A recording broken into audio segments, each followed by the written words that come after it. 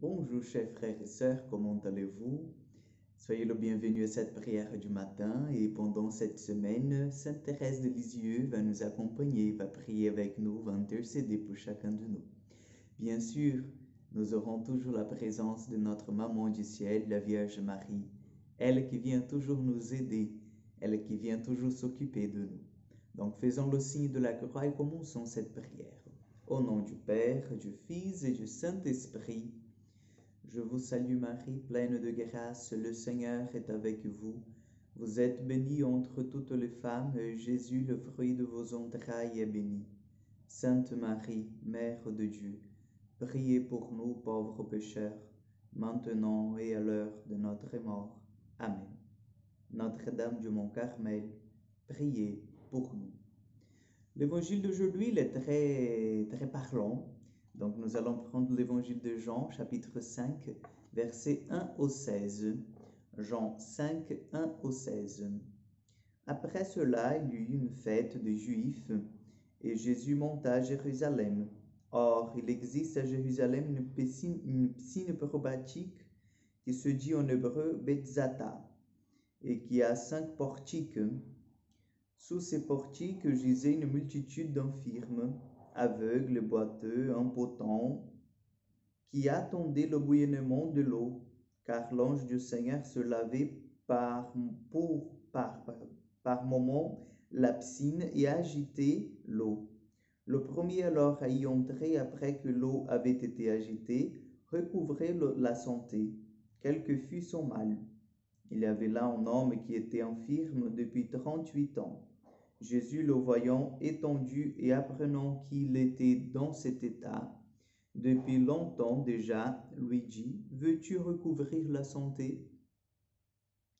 L'infirme lui répondit, « Seigneur, je n'ai personne pour me jeter dans la piscine quand l'eau vient à être agitée, et le temps que j'y aille, un autre descend avant moi. » Jésus lui dit, « Lève-toi, prends ton grabat et marche. » Et aussitôt l'homme recouvra la santé, il prit son grabat et il marchait.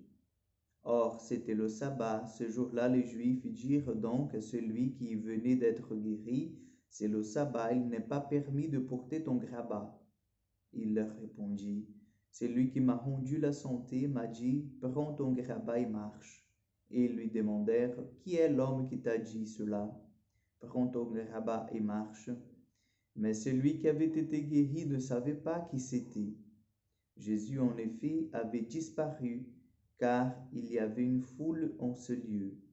Après cela, Jésus le rencontre dans le temple et lui dit, « Voilà que tu as recouvré la santé. Ne pêche plus de peur qu'il ne t'arrive pire encore. » Acclamons la parole de Dieu. Ne pêche plus afin qu'il ne t'advienne pire encore.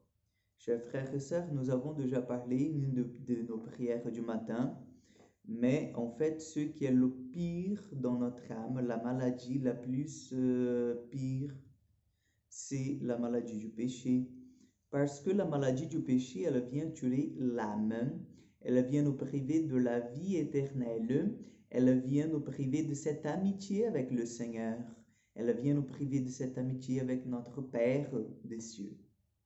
Le Seigneur aujourd'hui nous invite à aller plus loin d'une guérison physique, mais à avancer dans la guérison de notre âme. C'est pour cela que j'ai insisté la semaine dernière concernant le sacrement de la confession.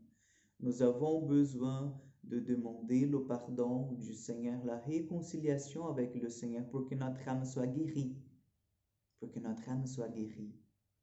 Vous voyez, donc cet homme qui était pendant toutes ces années devant ce portique, devant cette piscine, pour se faire jeter là-dedans, pour avoir cette guérison.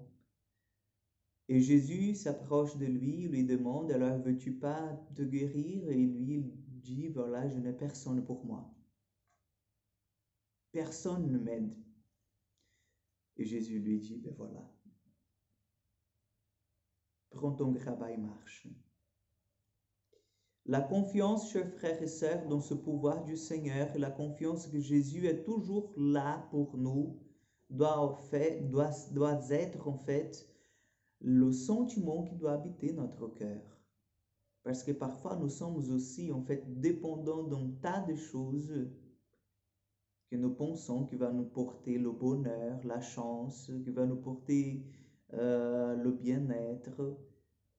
Quand on voit en fait que celui qui nous porte la paix véritable, l'amour véritable, c'est Jésus lui-même. Donc, en suivant ce conseil de Jésus, même cet ordre du Seigneur, va et désormais ne pêche plus. Commençons cette semaine en demandant la grâce du Seigneur sur nous et que nos vies, nos âmes soient vraiment rendues à cet amour du Seigneur qui est là pour chacun de nous et qui veut vraiment embraser nos cœurs.